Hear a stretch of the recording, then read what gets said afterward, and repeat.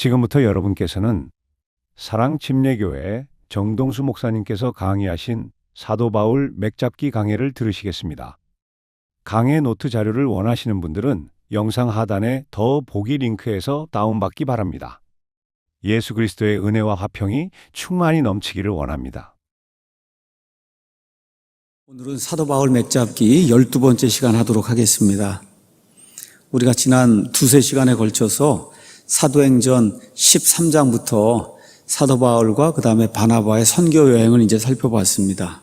그래서 처음에 1차 선교 여행은 사도행전 13장, 14장에 기록이 되어 있는데 바울과 바나바가 같이 역사적으로 구약 성경에 한 번도 없었어요. 신약 성경에 처음 등장하는 선교 여행이라고 하는 거. 저와 여러분이 이렇게 지금 선교사를 보낸다 그러면 그래도 이제 세상이 많이 개화가 돼서 선교가 이런 거구나 이렇게 조금 좀 생각을 해볼 수가 있는데 지금부터 2000년 전에 말 그대로 우상단지들 신전들 이런 것만 섬기는 그런 사람들에게 이런 것들이 다 거짓이고 정말 예수님을 통해서만 구원받고 그 다음에 더구나 그 사람들은 부활 같은 걸 믿지 않았는데 이 사람들에게 예수님의 부활을 통해 우리가 부활한다고 하는 그런 그 복음을 전하러 그것도 이교도들의 도시에 유대인들이 그걸 들고 나가서 전한다고 하는 게 그 말 그대로 역사적인 그와 같은 그 사건이었다. 그 일이 시작이 돼서 결국은 복음이 돌고 돌아서 우리나라에까지 전달이 되고 저와 여러분이 우리나라가 지금부터 한 130년 전에 이와 같은 복음을 받게 됐다. 이런 이야기를 나누었습니다. 자, 1차 선교여행이 끝나고 나서 안디옥으로 이들이 이제 돌아왔는데 안디옥 교회에 이제 문제가 생겼죠. 유대로부터 형제들이 내려와서 너희가 예수님을 믿어도 예수님만 믿어서는 구원받을 수 없고 반드시 할례를 받아야만 된다. 다시 말해 구원을 받으려면 먼저 유대인이 되든지 유대인 개종자가 되든지 그 일이 먼저 생기고 그 다음에 예수님을 믿고 구원받을 수 있는 일이 생긴다. 이런 문제로 이제 형제들 가운데 이제 갈등이 생겨서 바울과 바나바가 예루살렘으로 올라가서 예루살렘에 있던 베드로, 야고보 등의 여러 사도들과 함께 회의를 거쳐갖고 그래서 이방인 그리스도인들이 유대교에서 영원 무궁토록 탈출하게 하는 이와 같은 독립선언문을 만들어내는 그런 내용 우리가 사도행전 15장에 가서 이제 살펴봤습니다. 15장 이제 뒤에서는 바울이 이방인들의 이제 사도로 부르심을 받았기 때문에 그냥 계속 안디옥에만 머물러 있을 수가 없었어요. 그래서 이제 바나바와 함께 본인들이 이미 개척해 놓았던 갈라디아에 있는 그런 교회들, 여기 교회들에 가서 하나님의 말씀을 좀 전해야 되지 않겠는가. 이렇게 하는 가운데 바울과 바나바 사이에 마가라고 하는 이 사역자, 이 문제 때문에 커다란 그런 갈등이 생겨서 그래서 결국은 바울 혼자 2차 선교 여행을 떠나는 그런 내용이 15장 이제 뒷부분에 이제 기록이 돼 있었고 원래 이제 바울의 생각은 안디옥을 떠나서 그래서 이제 터키 지방을 쭉 이렇게 이제 거쳐가면서 보통 우리가 소아시아라고 얘기하는 그 지역에서 갈라디아를 지나고 소아시아를 지나서 아시아 지역에서 복음을 선포하려고 그렇게 계획을 하고 갔는데 여러분 아시는 것처럼 밤에 누가 나타났어요? 꿈에 마케도니아 사람이 나타나서 와서 제발 좀 우리를 도와달라. 그렇죠? 이렇게 이제 되면서 누가가 등장을 하고 이렇게 해서 누가와 함께 처음으로 아시아에서 유럽으로 넘어가면서 선교가 시작이 되는 이거 역시 또 한 번의 역사적인 그런 사건이거든요. 그래서 복음이 아시아에만 머무는 것이 아니라 처음에 팔레스타인 지방, 그렇죠? 그게 넘어가서 지금 안디옥으로 넘어갔다가, 그렇죠? 그 다음에 이제 소아시아 지방으로, 갈라디아를 거쳐서 소아시아 지방으로 갔다가 드디어 이제 지금으로 얘기하면 여러분, 이스탄불이라는 도시 아시죠? 이스탄불. 그게 옛날엔 비잔틴이었어요. 그래서 거기를 이제 넘어서서 거기가 유럽과 아시아의 경계거든요. 그래서 그걸 넘어서서 드디어 복음이 유럽 땅으로 들어가는 그런 내용을 제가 말씀드리고 그래서 빌립보에 가서 바울이 늘 하던 대로 회당에 들어가려고 했는데 회당이 있었어요? 없었어요? 없었습니다. 거기 누가 있었어요? 두아드리아시에서 나온 이 루디아라고 하는 그런 여인이 기도하는 그런 처소에 모여 있는 거 이걸 보고 가서 그 여인에게 조용하게 이제 예수 그리스도를 선포해서 그래서 그 여인이 예수님을 영접하고 그 온 가족이 예수님을 영접하고 그리고 바울을 이렇게 환영하는 그런 내용까지 우리가 이제 살펴봤습니다. 오늘은 12번째 사도 바울 맥잡기, 제목은 바울의 빌립보 선교의 의미와 그 다음에 빌립보서. 여러분 빌립보서 아시죠? 그 빌립보서를 나중에 이제 바울이 기록을 했는데 누구를 위해서 기록했냐? 빌립보 성도들을 위해 기록한 거예요. 그러니까 이 빌립보에서 일어났던 그런 일들을 잘 이해를 해야, 그래야 바울이 빌립보서를 기록할 때 거기 나와 있던 그 내용이 이렇게 연결이 되면서 아, 이래서 이런 이야기를 하는구나. 이렇게 여러분이 이제 이해를 이제 할 수 있는 겁니다. 먼저 빌립보라고 하는 그 도시가 어떻게 기록이 되어 있나 한번 가서 보겠습니다. 사도행전 16장 12절에 가서 보면은 이 사람들이 빌립보에 이르렀는데 그곳은 마케도니아의 그쪽 지방에서 으뜸 가는 도시요 또 식민지더라, 이렇게 기록이 되어 있습니다. 마케도니아가 지금도 있습니다. 여러분 마케도니아란 나라 아시죠? 그리스가 있고 그리스 바로 위에 있는 나라가 마케도니아입니다. 마케도니아. 근데 그 당시에는 그리스의 한 나라였어요. 한 나라. 한 나라의 윗부분은 마케도니아, 아랫부분은 아가야. 이 영어식으로 발음하면 아카야예요. 아카야를 우리가 할 수가 없으니까 아가야라고 이렇게 이제 이야기한 겁니다. 그래서 북쪽에 있는 마케도니아 지방의 가장 큰 도시는 데살로니카. 지금은 데살로니키 그렇게 돼 있어요.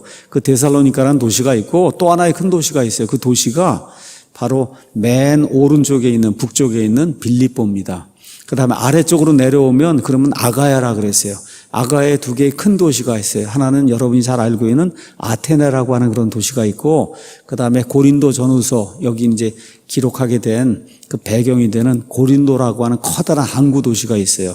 그래서 이런 내용들은 다음 시간에 또 시간이 되는 대로 이야기하도록 하겠습니다. 자, 그래서 빌립보는 마케도니아의 그쪽 지방에서 으뜸 가는 도시고 로마의 식민지였다, 이렇게 이제 기록이 되어 있습니다. 말씀드린 대로 루디아 가정이 바울의 복음 선포를 듣고 그리고 구원받는 그런 일이 생겼어요. 우리가 이제 사도행전을 이렇게 쭉 공부를 하다 보면은 여러 가지 일들이 발생을 합니다.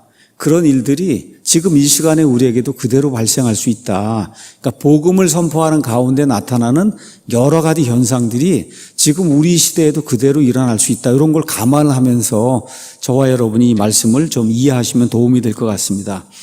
자, 루디아 가정을 구원한 거예요. 자, 그러면 이거 좋은 일이잖아요. 엄청나게 큰 경사가 이제 생긴 건데, 그러면 연이어서 이렇게 경사가 생기면 좋을 텐데, 실제 가서 보니까 그 일이 생기지 않고 곧바로 마귀가 이제 등장을 해서, 그래서 커다란 사건을 일으키는 그런 내용이 사도행전 16장 16절부터 40절에 이제 기록이 되어 있습니다. 16절 거기 가서 보니까 우리가 기도하러 가다가, 제가 말씀드렸듯 우리라고 하는 말이 나오면 누가를 포함하는 거다. 그렇죠? 이 사도행전의 기록자가 누가예요. 그렇죠? 우리라고 하는 말이 나오면 그들 그러면 누가는 빠진 거고 우리 나오면은 누가도 같이 있었구나, 이렇게 이제 이해를 하시면 됩니다. 그래서 누가를 포함해서 바울과 실라 또 그의 일행이 기도하러 가다가 점치는 영에게 사로잡힌 어떤 소년을 만나는데, 이 소년은 점치는 것으로 자기 주인들에게 많은 이득을 가져다 주던 그런 사람이다, 이렇게 기록이 되어 있습니다. 가서 보시면은 처음에 점치는 영 이렇게 이제 돼 있는데, 그 점치는 영이 A Spirit of Divination 이렇게 돼 있어요. Divination이라는 말은 점친다는 말 맞습니다. 근데 그리스 말로는 점친다 이런 얘기로 돼 있지 않고 피톤이라고 하는 그런 단어로 기록이 돼 있어요. 이 피톤이라고 하는 건 사람의 이름이에요. 어떤 사람의 이름이냐? 그리스에 여러 신들이 있는데 그 신들 중에 하나가, 여러분 요새 아폴로 11호가 달에 갔다 왔다 뭐 이렇게 해서 그거 50주년인가요? 아마 그것 때문에 많은 사람들이 요새 아폴로 11호 이야기를 이제 알 겁니다. 그게 아폴로예요. 아폴로.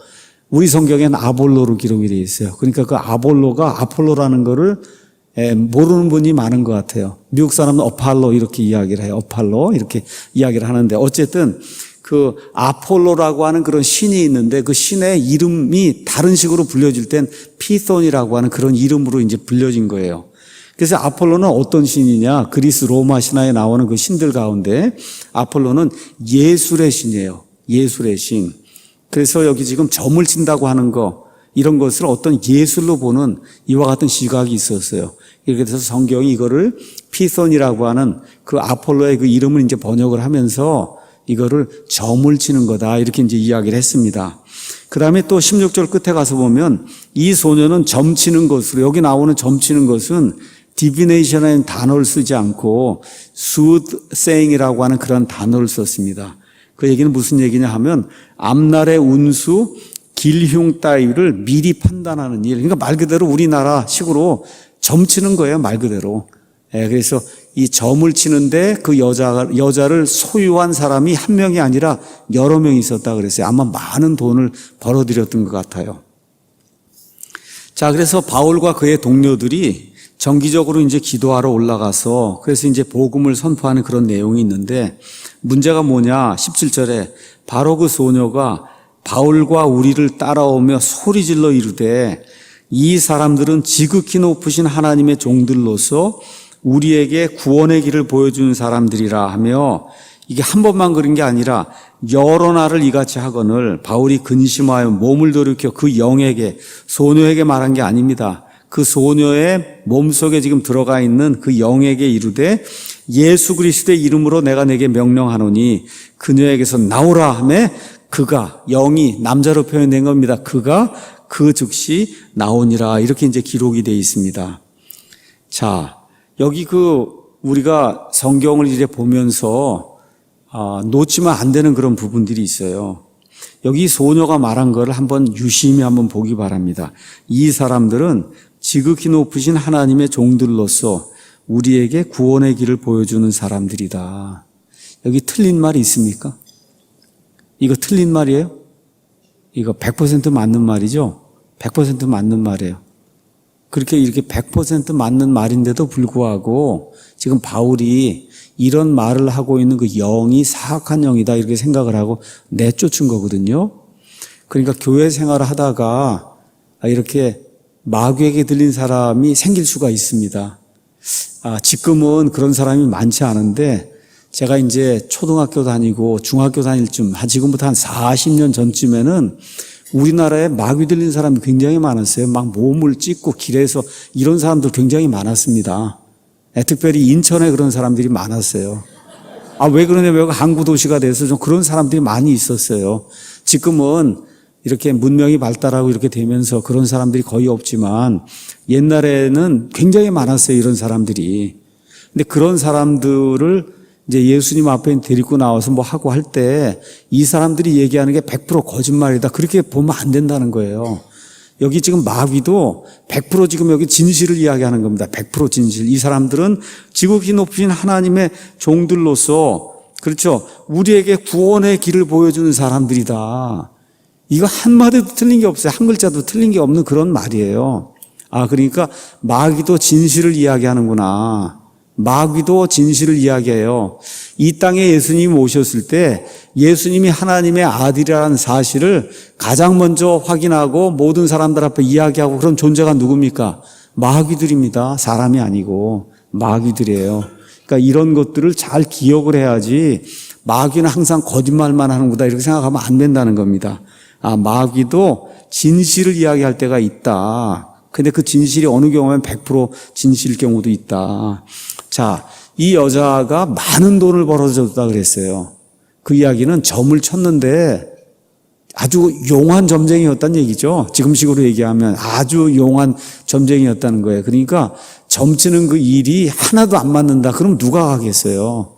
그러니까 마귀도 이런 그 어둠 속의 그런 일들을 일부는 어느 정도 알고 있기 때문에 점을 치게 될 때 그 사람의 앞날을 이렇게 조금 내다보는 그런 일을 통해서 무언가를 맞추고 하니까 사람들이 돈을 주고 계속해서 몰리는 그런 일이 가능하다는 거예요.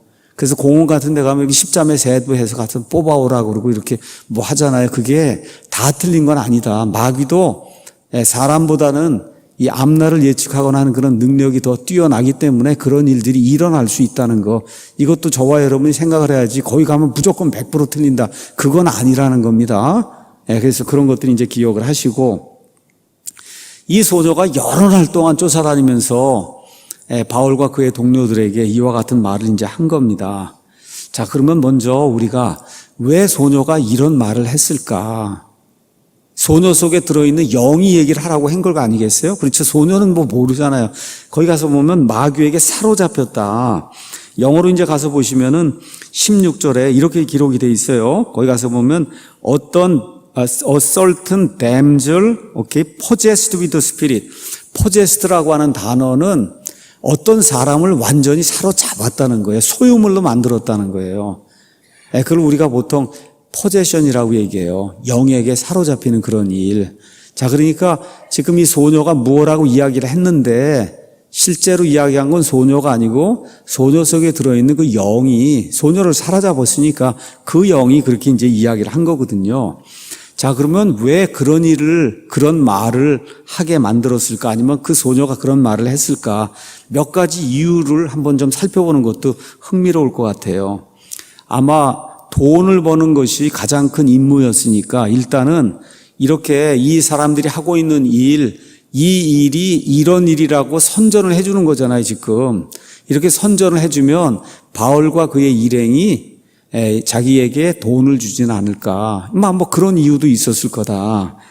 그 다음에 두 번째는 바울과 그 다음에 그 일행들이 하나님의 일을 하는 거를 이미 영이 간파하고 혹시 이 소녀에게서 자기를 내쫓을까 하는 것이 두려워서 이 사람들의 호의를 입으려고 이 사람들이 지금 선전해 주는 거잖아요. 지극히 높으신 하나님의 종들로서 여러분에게 구원의 복음을 선포하는 그런 사람들이라 지금 선전해 주는 거잖아요. 나쁜 얘기하는 게 아니거든요. 그래서 영이 혹시 그와 같은 일이 생길까 두려워서 그래서 이들의 호의를 얻으려고 이와 같이 말을 한 것은 아닌가 이렇게 이제 생각이 들고 자, 그 다음에 이제 또 어떤 것이 있냐. 이 사람들이 하나님의 종이라고 한 그런 사실을 알았기 때문에 나는 그런 것도 알아맞힐 수 있는 능력이 있다. 그렇죠? 그렇게 이제 또 이렇게 밝혀놓으면 그럼 점치는 사람이 계속 더 많이 오지 않겠는가. 하여튼 뭐 여러 가지 그런 이유가 있었을 거다. 우리가 이제 생각을 해볼 수가 있습니다. 자, 그러면 바울의 입장에서 한번 우리가 생각을 해보겠습니다. 바울은 그러면 왜 이 영을 내쫓았을까? 나쁜 얘기 한 거 없잖아요. 그래서 나쁜 얘기한 거 없습니다. 다 진실만 이야기했는데 그런데도 불구하고 바울이 그 소녀에게서 영을 내쫓거든요. 자, 왜 그런 일이 발생하느냐? 첫 번째, 이 여자와 그다음에 자기들이 한 통속으로 인식이 되면 앞으로 복음 선포에 커다란 방해가 된다는 거예요. 그렇죠? 지금 이렇게 이야기하는데 바울이 오케이, 맞아. 그러고 다니면은 이거 다 같은 통속이구나. 이렇게 이제 되면 빌립보 지역에서 앞으로 복음 선포하는 게 이 복음이 이야기하는 하나님 예수님이 바로 이 안에 들어있는 뭐 마귀와 같은 이런 종류로 인식이 되면 곤란하다는 겁니다. 그렇죠? 두 번째는 아마 바울이 이 소녀를 불쌍히 여겼을 거다. 소녀가 그 말을 한 건 아닐 거 아니에요. 그 안에 들어있는 그 영, 그렇죠? 그 영이 그런 말을 하고 그 영이 그녀를 포제스했다 그랬거든요. 사로잡았다 그랬거든요. 그래서 이 소녀를 불쌍히 여기고 그래서 그 소녀에게서 그 영을 내쫓은 것이 아니냐. 그 다음에 이제 그 당시 세상에는 그와 같은 마귀의 활동이 굉장히 성행했다. 이와 같은 그 역사적인 증언들이 있습니다. 쉽게 말씀드려 우리 옛날에 가서 보면 무당들이 굉장히 많았잖아요. 그렇죠? 그 당시에 기독교의 복음이 들어오기 전에는 굉장히 많았습니다. 마찬가지로 이 그리스 로마권 이 지역에는 유대인들의 그 지역과 달리 우상을 섬기는 그런 일들이 아주 만연해 있었기 때문에 그래서 이런 일들, 이런 마귀의 활동이 아주 성행을 했어요. 이러다 보니까 가는 데마다 제우스 신전, 아폴로 신전 이런 것들이 이제 지어놓고 이렇게 하면서 결국은 사람을 속여갖고 그렇게 해서 돈을 갈취하는 그런 일이 생긴 거잖아요. 이렇게 되니까 예수 그리스도의 이름으로 이와 같은 그 영을 내쫓음으로 말 그대로 사회를 계몽하는 그런 일을 하기 위해서 바울이 이런 일들을 했을 거다. 이렇게 이제 추측을 해볼 수가 있고 마지막으로 이제 가장 중요한 이유는 뭐냐. 마귀의 영에 사로잡힌 사람의 목소리를 통해서 예수 그리스도의 복음과 하나님의 이름이 선포되는 거 이거는 있을 수 없다고 판단한 겁니다. 잘 들으세요. 이거 중요한 내용이거든요. 무슨 얘기냐 하면 아무리 옳은 이야기를 해도 마귀의 영에게 사로잡힌 사람의 입을 통해서 복음이 전달이 된다는 것은 바울의 입장에서는 그건 있을 수 없다고 판단했다는 거예요. 그러니까 저와 여러분이 이 예수님의 말씀 안에 거하면서 지식이 더 풍성해지고 옳고 그른 것을 깨달아 알고 요한일서 4장인가 나와 있는 것처럼 모든 영을 다 믿지 말고 그 영을 시험하라 그랬잖아요. 교회 안에도 그런 일이 생길 수 있는 거거든요. 지금 틀린 얘기는 하나도 안 했어요. 올바른 이야기만 했음에도 불구하고 마귀의 영을 통해서 예수 그리스도의 복음이나 하나님의 이름이 언급이 되는 거, 이거 자체를 사도 바울이 용납할 수 없었다는 겁니다. 자, 이렇게 돼서 이제 18절 가서 보니까 바울이 근심하여 몸을 돌이킨 다음에 예수 그리스도의 이름으로 내가 내게 명령하노니 그녀에게서 나오라. 여기 가서 보면 예수 그리스도의 이름으로 내게 명령을 한다. 이렇게 이제 기록이 되어 있습니다. 이거를 잘못 이해하시는 분들이 예수 하고 뭐 그리스도 이걸 자꾸 이야기하면서 나가라 그러고 이렇게 하면은 되는 걸로, 이게 또 하나의 착각이거든요. 예수님의 이름으로 명령한다는 그 의미가 뭔가, 우리가 기도가 끝날 때에도 예수님의 이름으로 한다 그러잖아요. 그렇죠? 예수님의 이름으로 기도한다. 이거를 또 잘못 이해를 하시고 그걸 예수님의 조남으로 한다, 기도한다 그러고 그러는데 아닙니다, 여러분. 이름으로 해야 돼요. 조남이 아니라. 거기는 예수님이란 이름을 높인다는 뜻이 아니에요. 예수님이란 이름을 높인다는 뜻이 아니다. 성경에 나와 있는, 이 사도행전에 나와 있는 이름의 의미를 한번 가서 보겠습니다. 사도행전 3장 16절 가서 보겠습니다. 사도행전 3장 16절. 이제 예수라고 하는 그 이름에 대한 이야기가 이제 계속 나오기 때문에 여러분에게 이제 말씀을 드립니다. 자, 사도행전 3장 16절 가서 보니까 어떤 사람이 안진병이었는데 베드로와 요한이 이 사람을 일으켜 세우지 않습니까? 그래서 놀라운 기적이 이제 발생을 한 거예요. 그렇죠? 이렇게 되면서 16절에 그분의 이름을 믿는 믿음을 통하여 그분의 이름이 너희가 보고 아는 이 사람을 강건하게 하였다. 여러분, 그분의 이름이 강건하게 했다는 거예요. 그럼 예수를 많이 부르면 되는구나. 이렇게 생각하면 안 된다는 겁니다. 이 안진뱅이가 그렇죠, 벌떡 일어났단 말이에요. 일으킨 건 누구예요? 베드로와 요한이거든요. 근데 베드로와 요한이 뭐라고 얘기하냐? 예수님이라는 그 이름이 이 사람을 강건하게 했다. 그러고 난 다음에 또 뭐라고 이야기하느냐 하면 참으로 그분으로 말미암은 믿음이 너희 모든 사람 앞에서 그를 이같이 완전히 낫게 하였느니라. 이렇게 이제 기록을 하고 있습니다. 자, 이런 것도 이제 보면서 4장으로 가서 보시면 4장 17절에 다만 그 일이 백성 가운데 더 널리 퍼지지 못하도록 우리가 그들을 엄히 위협하여 그들이 이제부터는 이 이름으로 아무에게도 말하지 못하게 하고 그들을 불러 그들에게 예수님의 이름으로 결코 말하지도 말고 가르치지도 말라고 명령하니라. 이렇게 이제 기록이 되어 있습니다. 자, 여러분, 이거 누가 고쳐준 거예요? 예수님이 고쳐주신 거잖아요. 그래서 예수님이 메시아라고 하는 사실을 알려주기 위해서 예수님이 고쳐주신 거예요. 성령님이 고쳐주신 거예요. 하나님이 고쳐주신 건데 그거를 뭐라 그래요? 예수님의 이름이 고쳤다 그러잖아요. 예수님의 이름이 고쳤다. 이 이름이라고 하는 거는 어떤 그 대상의 전 인격이 가지고 있는 권능과 그렇죠, 모든 속성을 그거를 나타낼 때 그걸 이름으로 표현한 거예요. 이름으로. 그러니까 우리가 예를 들어 어떤 사람이 죄를 지으면 우리가 법의 이름으로 이 사람에게 5년형을 구형한다 이렇게 얘기하는 거예요. 법이 이름 있는 거 아닙니다. 아시겠죠? 무슨 이름이 있어요. 법의 이름으로 한다고 하는 것은 법이 가지고 있는 모든 권위와 모든 파워를 동원해서 너는 5년형을 살아야 된다 이렇게 이야기하는 거예요. 그러니까 이름이라고 하는 게 그런 뜻이에요. 그러니까 예수님의 이름으로 한다. 예수님의 모든 인격, 예수님의 모든 권능, 그 예수님의 모든 속성, 그 예수님의 모든 파워, 이런 모든 것들을 동원해서 그런 일을 한다고 여러분이 생각을 하셔야지, 이게 진짜 이름이다 생각하고 자꾸 이름을 자꾸 부르면 안 된다는 거예요. 성경에 나와 있는 예수님의 이름으로 무엇을 했다고 하는 거, 기도를 하든지 뭐 명령을 하든지 어떤 일을 했다는 것은 예수님이라는 전 인격, 그럼 예수님이 어떤 분이에요? 하나님이시잖아요. 그렇죠? 하나님의 전 파워, 그렇죠? 하나님의 모든 인격, 속성, 이런 모든 것을 두고, 그리고 명령을 하고 모든 것을 두고 기도를 했다는 그런 의미로 저와 여러분이 이제 받아들여야 됩니다. 다시 말씀드릴게요. 마귀는 분명하게 진실을 말할 수 있습니다. 여기 지금 소녀를 통해서 이 영이 말한 것은 하나도 거짓이 없어요. 하나도 거짓이 없습니다. 그런데 곧바로 나가서는 또 거짓을 말하는 거예요. 그러니까 마귀는 진실을 말할 수 있는 그런 능력이 있고 앞날을 예측하는 그런 능력이 있다. 그럼에도 불구하고 거짓의 영이기 때문에 진실과 거짓이 왔다 갔다 하면서 계속해서 나타나는 그런 현상을 보인다는 겁니다.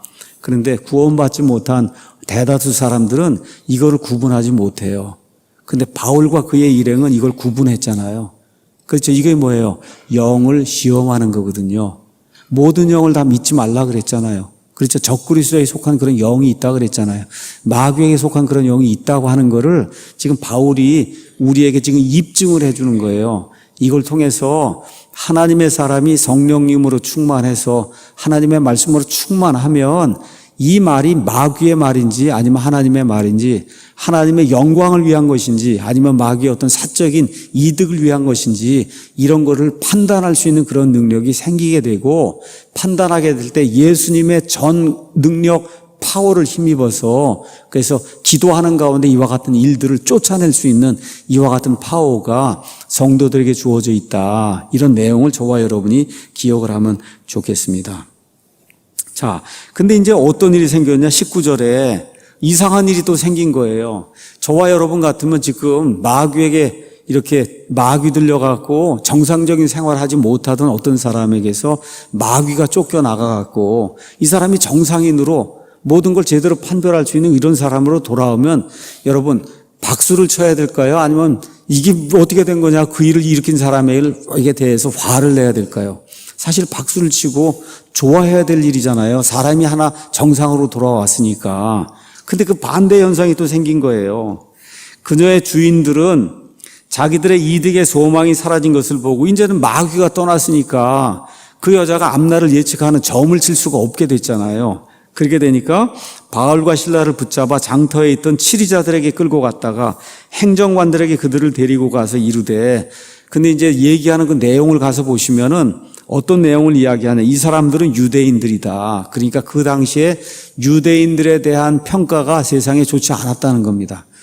그러니까 일단은 이 사람들을 고소하려고 하면 나쁜 명목으로 고소를 해야 되는데 첫 번째 나쁜 명목이 뭐냐. 이 사람들은 로마 사람들이 아니라 유대인이다. 유대인 알지? 그렇죠? 그렇게 얘기하는 거예요. 유대인들. 와서 돈만 벌고 그래서 자기들 나라는 무슨 풍습만 지킨다 그러고 전혀 어울리지 못하는 그러한 유대인들이다. 이렇게 이제 고소를 하고 그리고 하면서도 뭐라고 얘기하냐. 이상한 걸 갖고 와서 이 도시를 어지럽힌다는 거예요.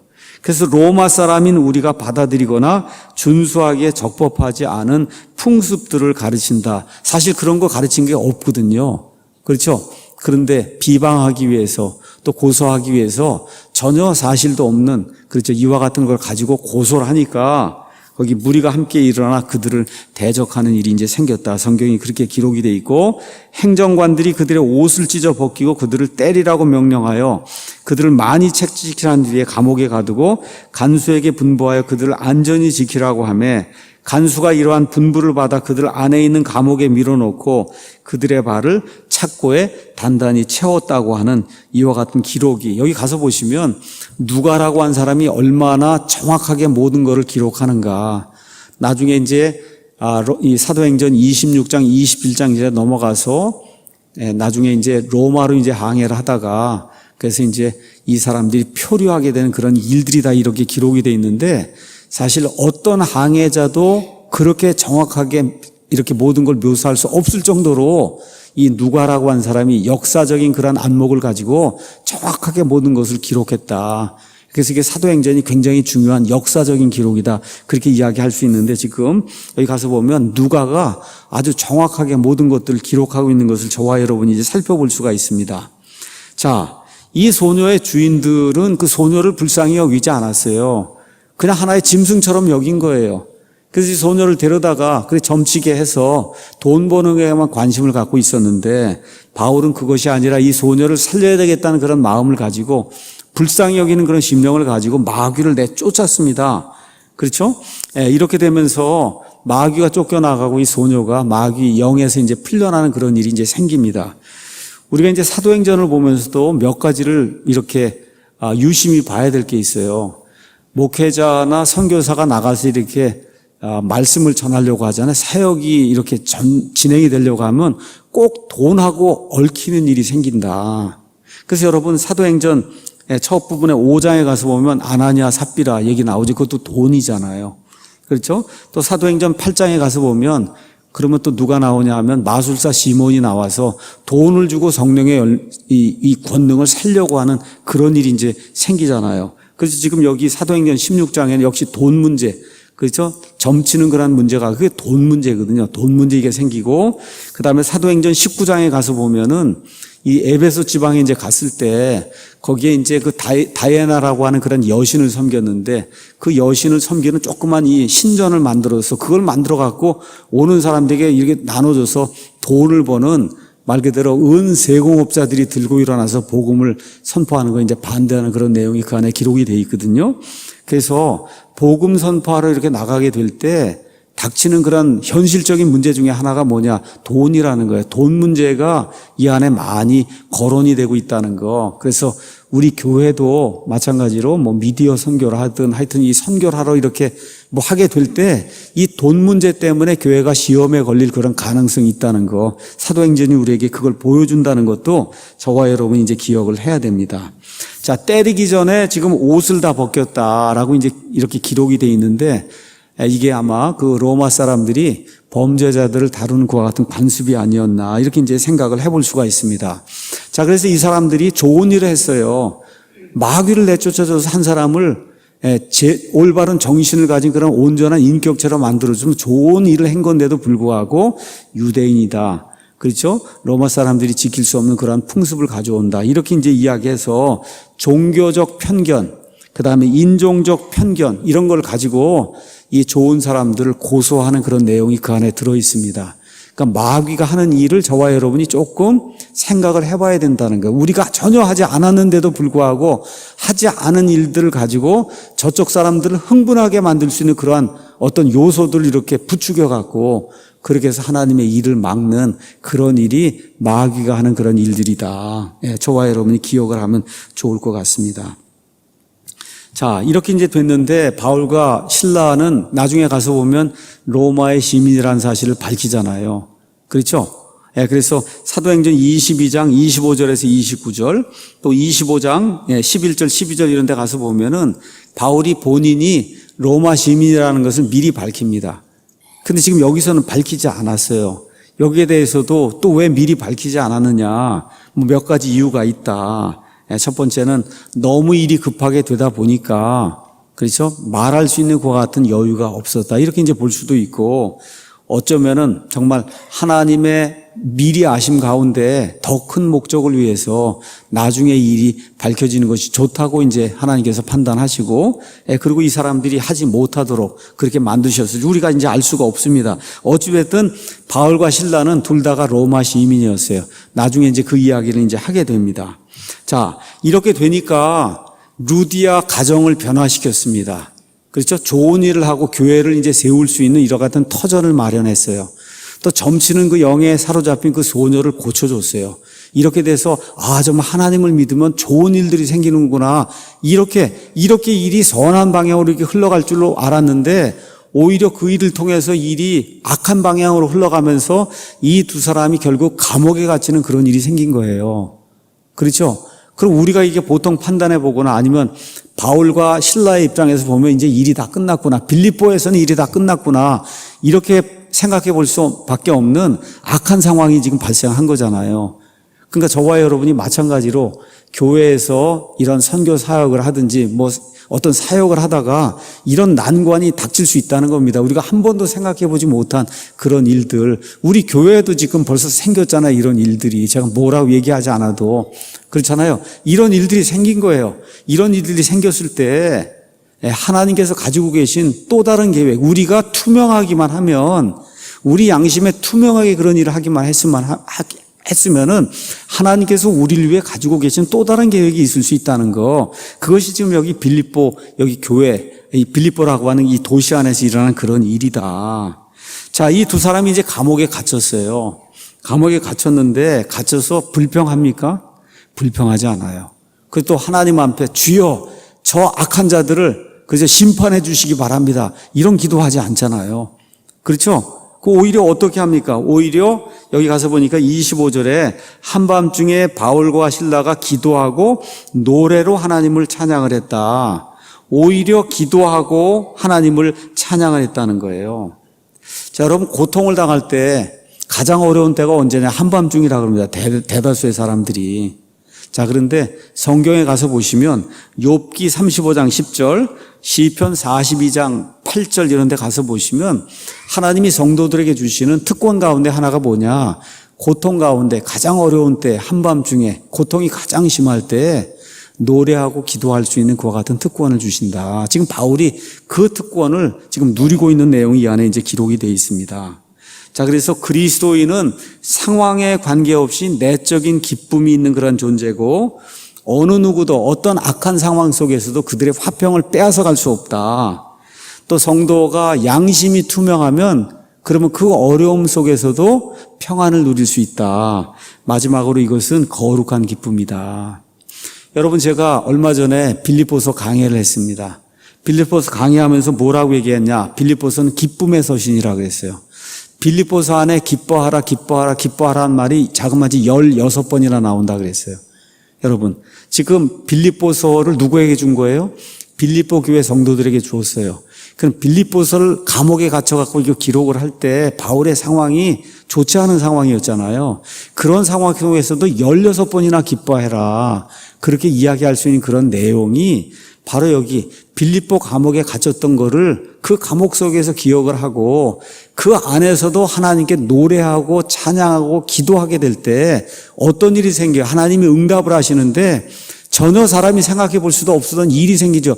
지진이 일어나서 감옥 문이 열리고 거기 있던 모든 사람들의, 그렇죠? 가서 보니까 결박이 다 풀려나가는 그런 일이 있었다는 거를 바울이 기억을 하고 지금 빌립보 지금 선교가 한 게 AD 50년경이에요. 이게 끝나서 한 12년쯤 지나서 바울이 지금 어디에 갇혀 있냐? 로마에 갇혀 있는 거예요. 로마 감옥에 갇혀 있는 거예요. 이런 상황 속에서 빌립보 교회를 향해서 지금 너희가 기뻐하라고 하는 그런 말씀을 이렇게 기록할 때 바울의 머릿속에 뭐가 있었겠는가? 빌립보 감옥 안에서 그 안에서도 기뻐하며 찬양하던 그런 일, 하나님이 기도에 응답하시고 지진이 일어나고, 그렇죠, 감옥의 문들이 열리고 거기 있던 모든 사람들의 손에 결박이, 발에 결박이 다 풀려나간 그런 일, 그 일이 생각이 났기 때문에 빌립보 교회 성도들에게 아무리 어려운 일이 있어도 기뻐하고 기뻐하고 기뻐하라고 하는 그런 말을 쓸 수 있었다는 거. 그래서 사도행전을 공부하면서 그 어떤 도시가 나오게 될 때 우리가 이제 고린도가 나오고 이제 갈라디아가 나오고 이런 이게 나오게 될 때 거기에 상응하는 서신서가 있잖아요. 또 에베소서가 나오면 에베소의 서신서의 그 내용이 있잖아요. 이런 것이 바울의 경험을 기초로 해서 그래서 이 경험 속에서 자기가 누렸던 이런 일들을 회상을 하면서 이와 같은 서신서를 기록했다는 거. 그래서 사도행전에 나와 있는 그런 내용들을 잘 숙지를 하고 그리고 각각의 그 서신서를 살펴보면 바울이 이런 의미에서 이런 말을 한 거구나 하는 거를 기억할 수 있다. 자, 그래서 이제 지진이 일어나니까 27절에 감옥의 간수는 잠에서 깨어 감옥문들이 열린 것을 보고 죄수들이 도망한 줄로 생각하여 칼을 빼서 자결하려고 그랬다. 그 당시 로마의 법은 간수가 자기가 지키던 그와 같은 그 죄수들을 놓치게 되면 대신 죽임을 당해야 되는 이와 같은 일이 있는데 그 일도 사람들 앞에 끌려가서 그렇죠, 많은 사람들 앞에 고문을 당하고 이런 일들이 이제 싫으니까 그러니까 자살하려고 하는 그와 같은 시도를 이제 하게 된 거죠. 자, 이런 가운데 이제 바울이 뭐라고 이야기하느냐? 큰 소리로 외치며 내 몸을 해하지 말라. 우리가 다 여기 있다. 그러니까 다른 죄수들도 지진이 발생하고 자기들 몸에서 결박이 스스로 이제 풀려나가는 것을 보고 이건 보통 일이 아니다 하고 도망을 가지 않았던 거예요. 그렇죠? 그때 그가 등불을 요청하며 뛰어들어가 떨면서 바울과 실라 앞에 와서 엎드리고 그들을 데리고 나와 이르되 선생들이여 내가 무엇을 하여야 구원을 받으리이까. 이 세상에 사는 사람들이 질문해야 될 질문 중에 가장 중요한 질문이 여기 사도행전 16장 30절에 기록이 되어 있어요. 그래서 오늘 아침에도 제가 구원에 대해서 설명을 했지만 여기 가서 보니까 선생들이여, 그렇죠, 내가 무엇을 하여야 구원을 받을 수 있습니까? 무엇을 하여야 구원을 받을 수 있느냐. 정말 엄청난 것과 같은 그 질문을 이제 하게 되는 겁니다. 여기에 대해서 여러 사람들이 서로 다르게 이야기를 합니다. 그 당시 유대교 율법주의자들은 뭐라 그랬어요? 일단 할례를 받아야 된다. 그렇잖아요. 할례를 받고 율법을 지키고 그다음에 예수 그리스도를 믿어야 된다. 이제 그렇게 이야기했을 거고, 천주교 가면 뭐라 그래? 마리아 믿으라 그럴 거 아닙니까? 이슬람교 가면 뭐라 그래요? 무함마드를 신뢰하고 이 무함마드를 통해서 알라를 믿으라고 이야기할 거예요. 그렇잖아요? 예, 그런데 지금 바울이 뭐라고 이야기하냐? 바울과 실라와 그 동료들이 한마디로 주 예수 그리스도를 믿으라. 그래야만 내가 구원을 받고 내 집이 받으리라. 여러분, 주 예수 그리스도, 예수 그리스도의 그 타이틀, 그거 세 개를 다 쓴 거예요. 주 예수, 그렇죠. 주, 내 주인이란 얘기예요. 그죠. 예수, 내 구원자란 이야기예요. 메시아, 구약 성경에 예언이 되어 있는 바로 그 메시아, 그분, 그렇죠. 주 예수 그리스도, 이분을 믿으라고 이야기한 겁니다. 구원은 올바른 구원자를 알고 믿는 데서 나오는 거지, 우리의 행위 아니면 세상에 존재하는 어떤 중보자를 통해서 이루어지는 것이 아니다 하고, 복음의 진수를 그냥 이 간수에게 선포하는 그런 내용이 이 안에 이제 기록이 되어 있습니다. 자, 그런데 31절을 이전 성경에는 이렇게 번역이 되어 있어요. 주 예수 그리스도를 믿으라. 그리하면 너와 내 집이 구원을 받으리라. 그래서 너와 내 집이 구원을 받으리라. 이렇게 이제 되어 있는데, 우리 원래 이제 성경에는 내가 구원을 받고 내 집이 구원을 받는다. 이제 이렇게 이제 되어 있거든요. 많은 분들이 이런 구절들을 또 오용을 해서 집에 가장 한 사람이 구원받으면 그럼 나머지 거기 딸린 식솔들, 그 사람들은 자동으로 구원을 받는다. 이거를 영어로 household salvation 이렇게 주장하는 사람이 있어요. 그러니까 한 가정에 제일 우두머리가 되는 뭐 할아버지든 아버지가 구원을 받으면 나머지는 자동으로 구원을 받는다. 이렇게 생각하는 사람들이 미국에도 있는 거예요. 근데 성경은 그렇게 이야기하지 않습니다. 가서 보시면 주 예수 그리스도를 믿으라. 그러면 내가 구원을 받고 내 집이 구원을 받는 거예요. 성경에 나오는 것은 모두가 다 하나님 앞에 1대1로 서는 겁니다. 아버지가 뭐 아들을 대신해서 서주고 아들이 아버지를 대신해서 해주고 그런 일은 있을 수 없는 거거든요. 그래서 이런 내용을 저와 여러분 기억을 하고 각자가 구원받는 거예요. 아들은 아들이, 아버지는 아버지가, 어머니는 어머니가 하나님 앞에 1대1로 서서 그래서 하나님 앞에 회개복을 하는 거다. 자, 그래서 여기 가서 보시면 또 어떤 분들이 그날 그러면 아기들도 다 구원받은 거 아니냐. 그래서 그 안에 모든 가정에 있는 모든 사람이 구원받으니까 한번 아이들이 구원받을 수 있나 한번 보겠습니다. 여기 주의 말씀을 그와 그의 집에 있던 모든 사람들에게 말하니라. 바로 그 시각에 그가 그들을 데려다가 채찍맞은 자리를 씻어주고 자기와 자기의 온 가족이 즉시 침례를 받았다. 이렇게 이제 기록이 돼 있어요. 그렇죠? 여기 가서 보시면 복음을 듣고 바울이 전하는 복음을 듣고 이해하고 그 다음에 의지를 가지고 즉시 침례를 받는 그런 일이 있어야 되는 거예요. 그렇기 때문에 1살짜리 이런 애들은 있을 수가 없는 겁니다. 그런 일을 할 수가 없는 거예요. 그러니까 어떤 사람만 구원받을 수 있냐? 복음을 듣고 이해할 수 있는 지각이 있는 사람이 구원받는 거예요. 그래서 미국 사람들은 그거를 이 age of accountability, 그러니까 하나님께 회개보고 할 수 있는 나이에 이르러야 그래야 복음을 이해하고 그리고 구원 받을 수 있다고 믿는 거예요. 그 이하에 있는 아이들이 전혀 복음을 이해할 수 없는 사람이 이 어린 나이에 죽었다. 그럼 어떻게 돼요? 그건 하나님께로 간다는 겁니다. 정신박야가 이런 아이들 어떻게 돼요? 하나님께로 가는 거예요. 이렇게 되는 거지, 이해하지도 못하는 그런 어린 아이들은 뭐 죽으면 뭐 림보에 간다 그러고 연옥에 가 있는다 그러고 이런 일은 있을 수 없다는 겁니다. 자, 그래서 자발적인 의지의 표현이 구원입니다. 하나님이 다 이루어 놓으신 거예요. 여러분, 우리 인간이 하는 거 없습니다. 그런데 최종적으로 하나님이 주시는 오퍼를, 하나님이 구원의 오퍼를 주잖아요. 이렇게 구원 받으라고 하는 거를, 그거를 내가 의지적으로 자발적으로 받아들여야 구원이 이루어지는 겁니다. 구원받을 사람이 다 정해져 있어서 무조건적으로 어떤 사람은 구원받는 그런 거 있을 수 없는 거예요. 그 성경의 하나님의 속성에 위배가 되는 겁니다. 그래서 이날 구원받은 사람들 가운데 악인은 하나도 없었어요. 그리고 또 중요한 게 뭐가 있어요? 즉시 침례를 받은 겁니다. 여러분, 루디아도 구원받고 즉시 침례를 받았죠. 뭐 기다리고 무슨 뭐 교리문답을 하고, 여러분 성경에 그렇게 기록이 되어 있지 않아요. 어떤 것이 침례의 조건이냐? 예수님이 내 구원자시고 나의 주님이시며 예수님을 통해서만 내가 구원받을 수 있습니다 하는 그 확신만 있으면 그러면 구원받는 거예요. 구원받은 사람에게서 나타난 첫 번째 증표, 그것이 뭐냐? 사람들 앞에서, 그렇죠, 하나님의 천사들 앞에서, 마귀의 천사들 앞에서 나는 구원받은 하나님의 자녀라고 하는 거. 창세기부터 요한계시록 다 읽지 않아도 됩니다. 그렇죠? 예수님만 정확하게 알면 그러면 곧바로 침례를 주라고 성경이 우리에게 이야기하고 있는 겁니다. 자, 이런 것들 이제 보면서 간수에게서 엄청난 일이 이제 발생하게 되죠. 구원받자마자 증표가 나타났다는 거예요. 그 증표가 어떤 거예요? 거기 가서 보니까 그 밤 바로 그 시각에 그가 그들을 데려다가 채찍 맞은 자리를 씻어주고 자기와 자기의 온 가족이 즉시 침례를 받은 뒤에 그들을 데리고 자기 집에 이르러 그들 앞에 음식을 차려주며 자기의 온 집과 함께 하나님을 믿고 기뻐하니라. 자, 예수님을 믿으니까 나타나는 현상이 있다는 겁니다. 첫 번째, 여기 이 간수 같은 경우 어떤 현상이 나타났어요?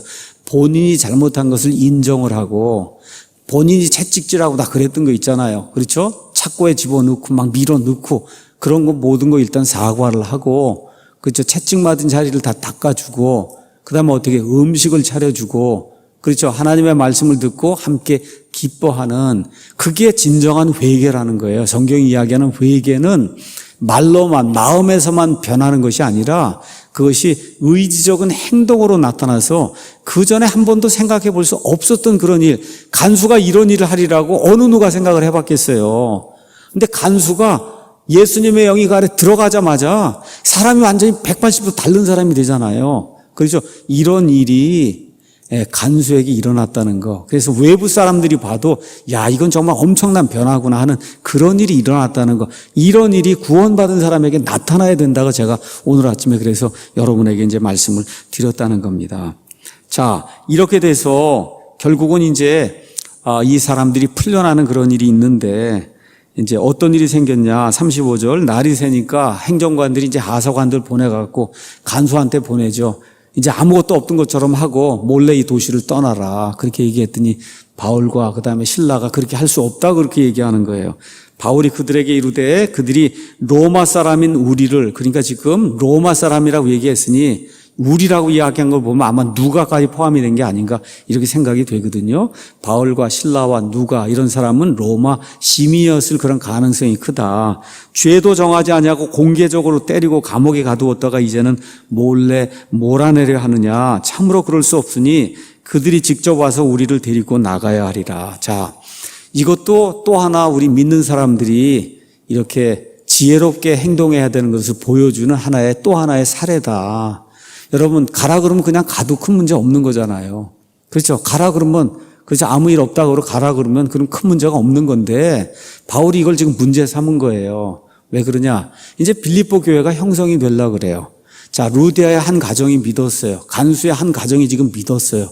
그렇죠? 거기 딸린 사람들이 많아요. 다 합치면 20명이 얼마가 될 거예요. 또 기록이 되어 있지 않지만 여기 빌립보 감옥에 갇혀있던 죄수들 가운데도 이 일을 보고 믿는 사람이 분명히 생겨났을 겁니다. 그렇죠? 이제 교회가 막 형성이 되려고 그러는 거예요. 이렇게 되려고 하는데 이 사람들이 몰래, 그래서 도망가듯이 이게 떠났다는 이런 간증을 남겨놓고 그리고 몰래 사라지게 되면 교회가 되겠습니까, 여러분? 안 되잖아요. 그렇죠? 그러니까 어떻게 공개적으로 했으니 너희들도 와서 공개적으로 잘못했다고 하는 걸 시인하고 이렇게 한 이후에 내가 나갈 수 있다. 이렇게 얘기하니까 이 사람들이 로마 사람들이라는 이야기를 듣고는 그러고 와서 말 그대로 바울이 하라는 대로 하잖아요. 그렇잖아요. 상황이 역전이 돼서 이렇게 돼서 이 빌립보 교회가 형성이 되는데 악한 일이 발생하지 않도록 지혜롭게 모든 일을 마무리하고 나아가는 바울의 모습도 우리가 보게 되는 겁니다. 자, 그것을 하기 위해서 뭐까지 동원했어요? 로마 시민권까지 동원한 거예요. 바울이 어디 다니면서 나 로마 시민이다 이런 얘기 하지 않았거든요. 근데 교회가 지금 형성이 되려고 하는 이 시점에서는 내가 가지고 있는 세상적인 어떤 특권, 이것까지도 사용을 해서 하나님의 영광을 드러내고 교회가 올바로 정착되는 그 일을 내가 해야 되겠다, 이런 생각을 하고 세상이 가지고 있던 그와 같은 특권도 이용하는, 말 그대로 지혜롭게 행동하는 그런 모습이 이 안에 이제 기록이 되어 있습니다. 자, 결론의 말씀을 좀 드리도록 하겠습니다. 자, 바울과 바나바, 여기 바나바 나오지 않지만 바울과 그 다음에 실라, 이 두 사람이 주님의 일을 지금 하는 내용이 이 안에 기록이 되어 있어요. 자, 첫 번째 기억해야 될 것은 고통 가운데서 주님의 일이 이루어진다는 거예요.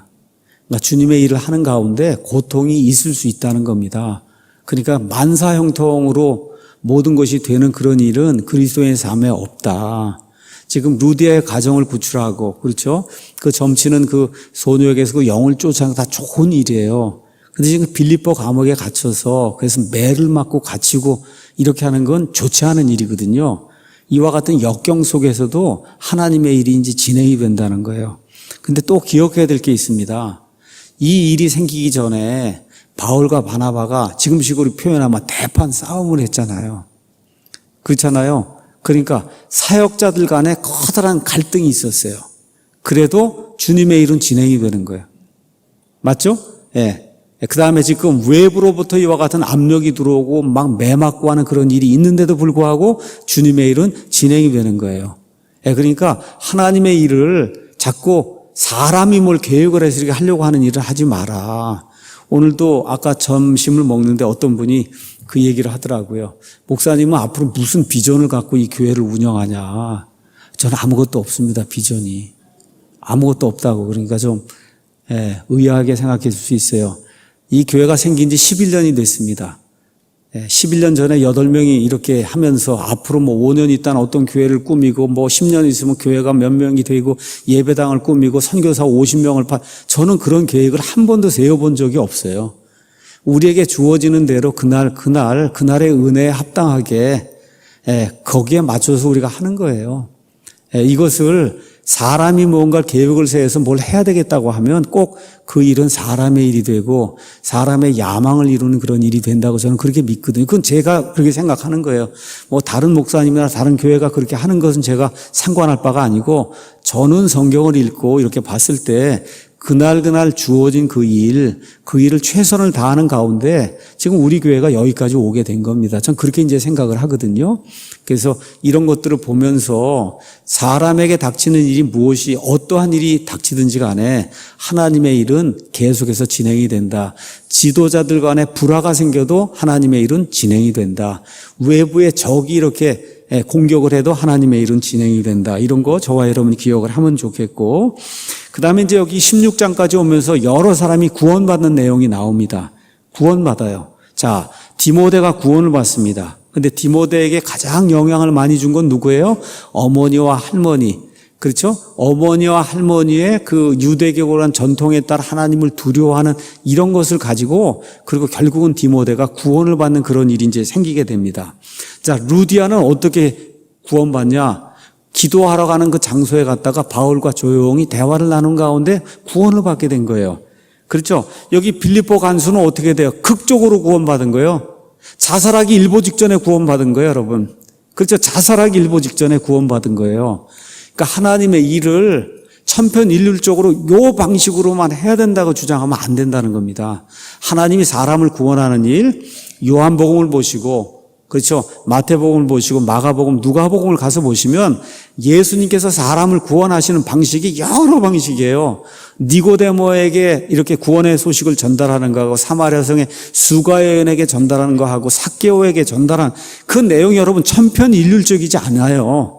그렇죠? 그 사람이 처한 그런 상황에 맞게, 그렇죠? 예수님께서 복음을 전달하고 하나님의 말씀을 전달하시고 사람이 변화되는 그런 방식, 이런 것이 상황에 따라, 그렇죠? 거기 놓여있는 그 사람의 형편에 따라 다 다른 거지, 이거를 천편일률적으로 요 방식에 의해서만 구원받는다, 이런 일은 없다는 겁니다, 여러분. 여러분 이해하시겠어요? 예, 지금 이것이 성경이 우리에게 가르쳐 주는 거예요. 그래서 이런 것들을 좀 기억을 하시고, 하나님이 엄청나게 광대한 분이라는 걸 이렇게 기억을 해야지 우리 방식으로만 딱 이렇게 하나님이 일하신다고 하나님을 고정을 시키면 그것 자체가 교만이고 하나님을 제대로 알지 못하는 그런 행위다. 자, 빌립보서를 그래서 여러분에게 잠깐 한 2, 3분만 소개하고 마치겠습니다. 자, 빌립보서는 어떤 상황에서 기록이 됐냐? 여기 지금 사도행전 16장에 빌립보 교회가 형성이 되는데 말씀드린 대로 루디아의 가정, 간수의 가정, 또 죄수들 가운데 몇 사람, 그렇죠? 이런 사람들이 이제 하나가 돼서 이제 빌립보 교회를 형성하는데 여기 17장 넘어가면서부터는 우리란 말이 안 나와요. 이걸 보면 많은 사람들이 빌립보 교회를 형성해서 이걸 유지하기 위해서 사역자가 필요하잖아요. 그 일을 위해서 아마 누가가 남아서 이들과 함께 목회를 하지 않았겠는가 이렇게 생각을 하는 거예요. 이렇게. 자, 이렇게 해서 이제 빌립보 교회가 형성이 됐습니다. 자, 그런데 한 12년, 14년 지나서 바울이 선교행을 다니다가 드디어 어디에 가냐? 로마 감옥에 갇히게 됐어요. 로마 감옥에 이렇게 갇혔는데 여러분이 나중에 가셔서 지도를 보시면 빌립보에서 로마까지는 직선거리로 1000km가 넘습니다. 직선거리로. 직선으로. 그러면 그거 걸어가든지 아니면 배를 타고 가면 1500km, 그날 2000km 되는 그런 거리를 에바브로디도라고 한 사람이 뭐 걸어서 갔든지 배를 타고 갔든지 빌립보 교회 성도들이 로마에 바울이 갇혀 있다는 그 소식을 듣고는 돈을 거두어서 이 에바브로디도에게 돈을 가져다 주라고 해서 이 사람이 돈을 가져다 주러 여기 왔다가 어떻게 됐어요? 죽을 지경이 된 거예요. 이 바울을 사랑하는 그 사람이. 그렇죠? 이와 같은 거를 기회로 해서 바울이 12년, 13년 전에 내가 빌립보에 들어갔을 때 그렇죠? 루디아에게 일어났던 일, 그 점치는 여자에게 일어났던 일, 그 다음에 감옥의 간수에게 일어났던 일, 이런 모든 일들을 기억을 하면서 빌립보 성도들의 그 사랑에 감사해서 그래서 쓴 편지가 빌립보서예요. 그렇죠? 그 안에 그래서 기뻐하라고 하는 말이 16번이나 나온다. 이런 거를 기억을 하면서 그 안에 가장 많이 나오는 단어가 그리스도라는 단어예요. 빌립보에서. 그리스도. 몇 번이나 나오냐? 짧은 서신 안에 37번인가가 나온다는 거예요. 그러니까 이 바울이라고 한 사람은 예수님께 미친 사람이다. 예수님께 미친 사람이에요. 예수님께. 그렇죠? 이런 사람이 12년, 13년 전에 처음으로 유럽 교회를 개척한 거 아니에요. 유럽의 첫 번째 교회잖아요. 그 교회를 감옥에 갇혀 있는 상태에서 회상해 볼 때 그 감격이 얼마나 컸을까. 그거를 이 글루다가 표현한 거, 이것이 빌립보서라고 하는 거, 이 역을 좀 기억을 하시면서 사도행전 16장을 한번 시간 내서 읽으시고, 그리고 이 감동을 그대로 유지한 채 빌립보서를 가서 이렇게 읽으시면서 바울이 가지고 있던 그와 같은 그 감동, 그 좋은 기억, 이런 것이 어떠했기에 이와 같은 기록이 나오게 됐는가, 이렇게 한번 맞춰서 보시면은 그러면 더 큰 성경을 읽을 때 감동이 있지 않겠나 이런 생각이 듭니다. 여기까지 하고 마치겠습니다.